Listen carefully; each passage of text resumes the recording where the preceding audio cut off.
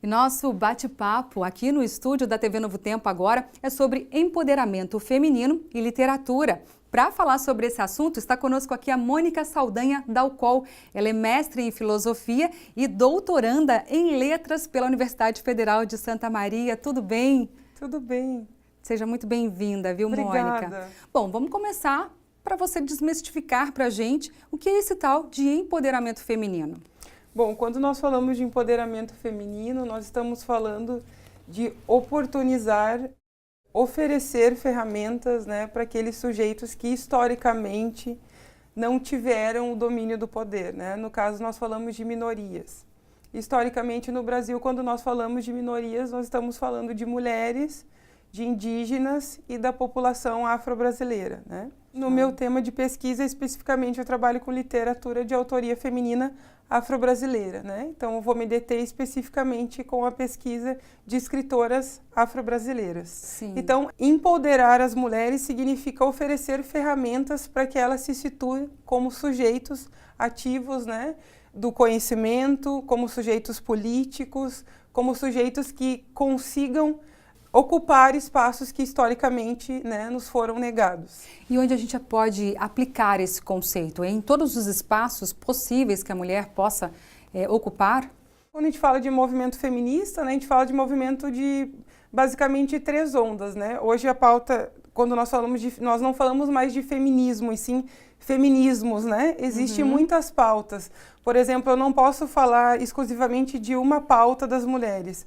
A luta do feminismo branco, por exemplo, ele é completamente diferente da demanda das mulheres negras, que ainda estão numa situação de opressão e subjugação diferente pela questão de classe, Então, sempre quando a gente pensar esses espaços, eu trabalho sempre com a perspectiva de um recorte que seja de classe e um recorte étnico, Claro. Então, a gente precisa sempre levar esses contextos sociais em conta quando a gente pensa esses contextos de que lugar nós vamos ocupar. De repente, pensando num contexto social de menos privilégio, como um contexto de favela, um contexto de pessoas menos favorecidas, Sim. Talvez o contexto que essas pessoas possam vir ocupar seria, por exemplo, se tornar um líder da comunidade, conseguir terminar um ensino fundamental, Ainda são demandas muito básicas, que são completamente diferentes, por exemplo, de uma pessoa que vive na Zona Sul, ou de uma pessoa que é uma universitária, como é o meu caso, Sim. São demandas bastante diferentes dos movimentos. E nós estamos aqui nesse bate-papo, duas mulheres que já cursou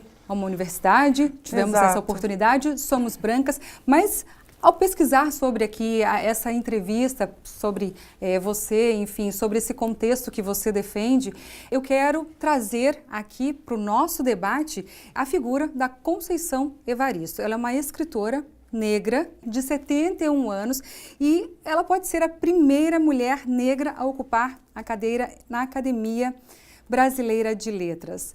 Um belo de um exemplo da representatividade, da ocupação de espaços de mulheres para ter visibilidade. E esse daí é o contexto do teu trabalho, Exato.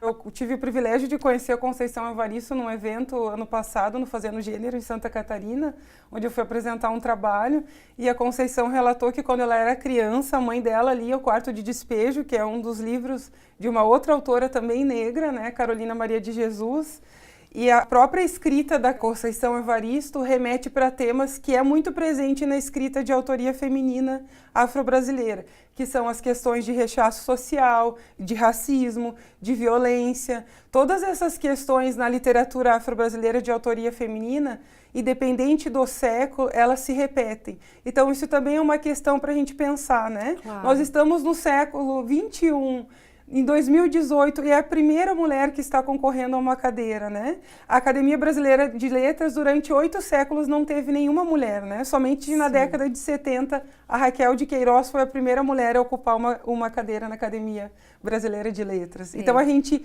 em alguns aspectos, ainda a gente está engatinhando com relação à autoria feminina brasileira. Mas temos essa representatividade Com que certeza. nos faz ter orgulho de Com sermos certeza. mulheres. Sim. Eu gostaria também que a gente pudesse falar sobre o contraponto feminismo, que essas mulheres que chegaram a esses degraus, que conseguiram galgar esses espaços, elas com certeza bateram muito de frente com a questão do machismo. Eu gostaria de citar aqui um vídeo que eu assisti nas redes sociais do filósofo Mário Sérgio Cortella. Ele faz um contraponto entre machismo e feminismo. Ele diz o seguinte: machismo não é o contrário de feminismo, não, como as pessoas pensam, viu? O machismo é a supremacia do homem em relação ao sexo feminino, é ele se sentir superior à mulher. Já o feminismo é a luta de um posicionamento dentro da sociedade, do valor da mulher, né, na questão de igualdade. E assim, eu achei magnífico isso, porque a gente tem assim a impressão de que as pessoas acham que, não, você é feminista, você é machismo. Não é uma competição entre homens e mulheres, a gente quer os nossos espaços de forma igualitária, sem essa condição de briga social. Exato. É que hoje em dia a gente vive um período bem complicado em termos políticos e falta de diálogo cada vez mais forte, né? Com o avanço de discursos totalitários e principalmente com o avanço do fascismo, que é a anulação do outro, e um avanço principalmente com relação à anulação de minorias, que é bastante assustador.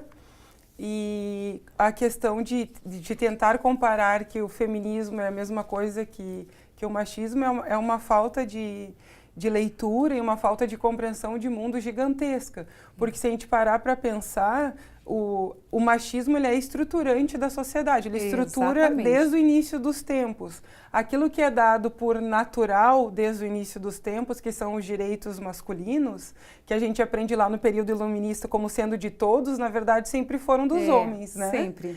E as mulheres sempre tiveram que lutar pelo direito ao voto, pelo direito à separação, pelo direito a poder trabalhar fora. Todas essas conquistas são conquistas do feminismo, né? Claro. Quando a gente está falando em querer ser superior ou anular a existência do homem, nós estamos falando de femismo, né? Ser femista é quando eu quero e entendo que o homem é aquilo que existe de ruim no mundo e que deve se anular. Isso é completamente diferente e não é uma pauta que os feminismos, né, contemporâneos defendem, né? Feminismo defende principalmente a bandeira que eu defendo na minha perspectiva, é a ideia de igualdade de oportunidades.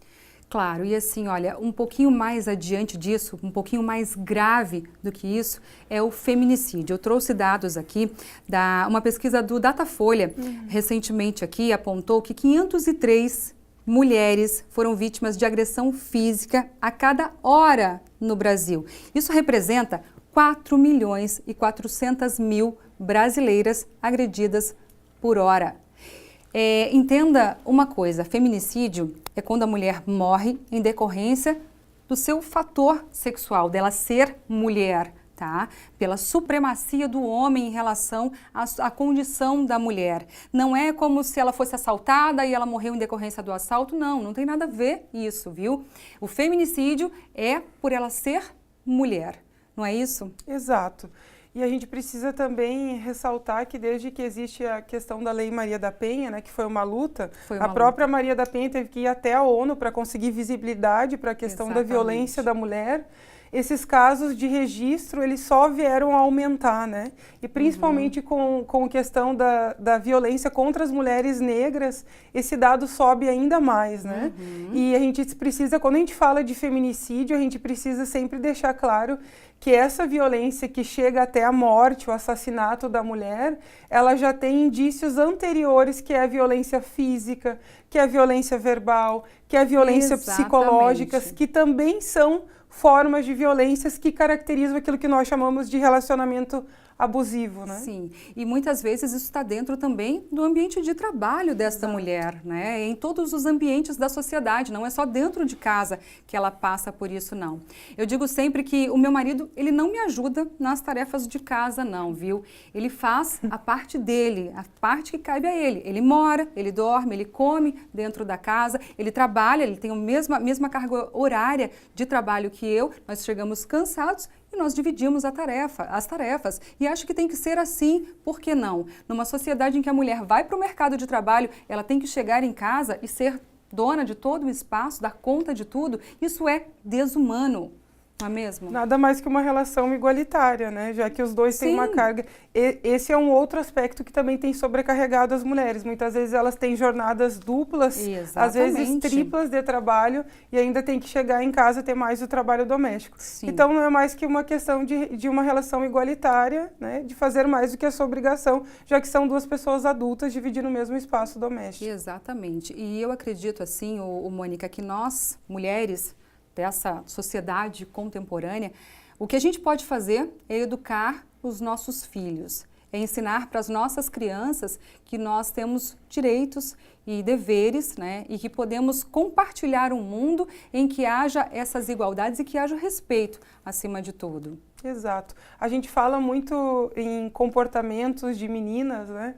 E a questão, um dos aspectos positivos do empoderamento feminino e das lutas do feminismo é também o lado positivo para os próprios meninos, né? Sim. Às vezes a gente fala da ideia de uma heteronormatividade, que são comportamentos que os meninos têm que ser para serem masculinos. Sim. Aí a própria ideia de um menino não conseguir chorar e expressar as suas emoções, isso vai ter reflexos gravíssimos quando ele se torna um adulto, né? O que não tem nada a ver com a masculinidade dele. Exatamente. Então, por isso que cada vez mais uma educação pautada na ideia da empatia, na ideia do desenvolvimento das suas emoções, começa já lá na base da infância, né? Claro. De não querer educar para, nossa, ele não pode expressar suas emoções, senão ele não vai ser menino, né? Ele não vai ser o machão, o homem da história.